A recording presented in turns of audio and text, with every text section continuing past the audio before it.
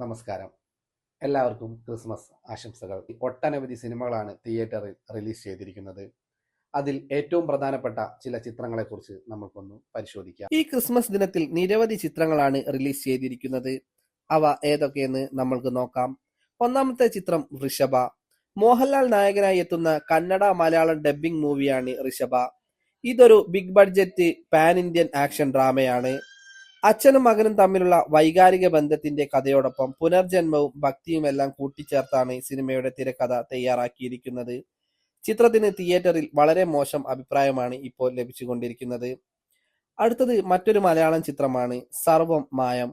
ഒരു നീണ്ട ഇടവേളയ്ക്ക് ശേഷം നിവിൻ പോളി നായകനായി എത്തുന്നു എന്നതാണ് ഈ ചിത്രത്തിന്റെ ഏറ്റവും വലിയ പ്രത്യേകത. പാച്ചുവും അദ്ഭുത വിളക്കും എന്ന സിനിമയ്ക്ക് ശേഷം അഖിൽ സത്യൻ തിരക്കഥ എഴുതി സംവിധാനം ചെയ്യുന്ന സിനിമയാണ് സർവം മായ.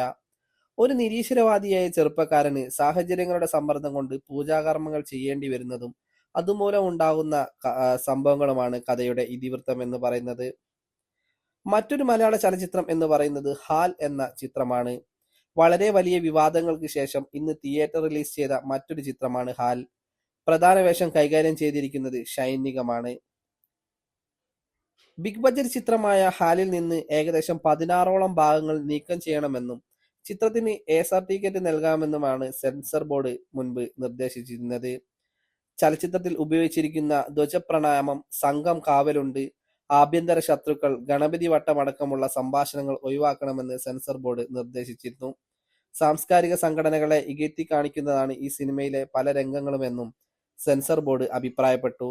ചിത്രത്തിൽ നിന്ന് ബീഫ് ബിരിയാണി കഴിക്കുന്ന രംഗം നീക്കം ചെയ്യണമെന്നതും മറ്റൊരു വിവാദമായിരുന്നു. തുടർന്ന് നിർമ്മാതാക്കൾ കോടതിയെ സമീപിച്ച് സിനിമയ്ക്ക് അനുകൂലമായ വിധി വാങ്ങിക്കുകയായിരുന്നു. തുടർന്ന് ഇന്ന് ഡിസംബർ 25-ന് ചിത്രം റിലീസ് ചെയ്തു. മോശമില്ലാത്ത അഭിപ്രായമാണ് തിയേറ്ററിൽ ചിത്രത്തിന് ലഭിച്ചുകൊണ്ടിരിക്കുന്നത്. അടുത്ത റിലീസും ഒരു മലയാളം സിനിമ തന്നെയാണ്, മിണ്ടിയും പറഞ്ഞും. അമേരിക്കൻ എഴുത്തുകാരനായ ഹെൻറിയുടെ the gift of the Magi എന്ന ചെറുകഥയിൽ നിന്ന് പ്രചോദനം ഉൾക്കൊണ്ടാണ് മിണ്ടിയും പറഞ്ഞും എന്ന സിനിമ ഒരുക്കിയത്. ചെറുകഥ വായിച്ച് അവസാനിപ്പിക്കും പോലെ മനോഹരമായ ഒരു ഫീൽ ഗുഡ് സിനിമാനുഭവമാണ് മിണ്ടിയും പറഞ്ഞു നൽകുന്നത് എന്ന് പ്രേക്ഷകർ പറയുന്നു. മലയാളത്തിലെ യുവതാരങ്ങളായ ഉണ്ണി മുകുന്ദനും അപർണ ബാലമുരളിയും ഒരുമിച്ചെത്തുന്നു എന്നതാണ് ചിത്രത്തിന്റെ ഏറ്റവും വലിയ പ്രത്യേകത. 2022-23 കാലഘട്ടത്തിൽ ഷൂട്ട് കഴിഞ്ഞ ചിത്രം 2025 ഡിസംബർ 25-നാണ് റിലീസ് ചെയ്യാൻ ഒരുങ്ങുന്നത്. അടുത്തത് ഒരു തമിഴ് ചിത്രമാണ്. ചിത്രത്തിന്റെ പേര് സിറൈ. ചിത്രത്തിൽ വിക്രം പ്രഭുവാണ് പ്രധാന വേഷത്തിൽ എത്തിയിരിക്കുന്നത്.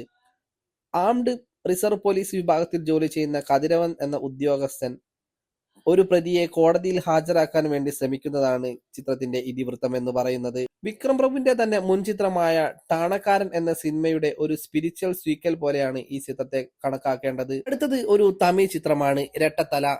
അരുൺ വിജയ് ഇരട്ട വേഷത്തിൽ എത്തുന്നു എന്നതാണ് ചിത്രത്തിന്റെ ഏറ്റവും വലിയ പ്രത്യേകത എന്ന് പറയുന്നത്. സിദ്ധി ഇദ്നാനി, തന്യ രവീന്ദ്രൻ എന്നിവരാണ് പ്രധാനപ്പെട്ട നായികമാർ. ഏറെ കാലത്തിന് ശേഷമാണ് അരുൺ വിജയ് ഒരു ചിത്രത്തിൽ ഇരട്ട വേഷത്തിൽ എത്തുന്നത്.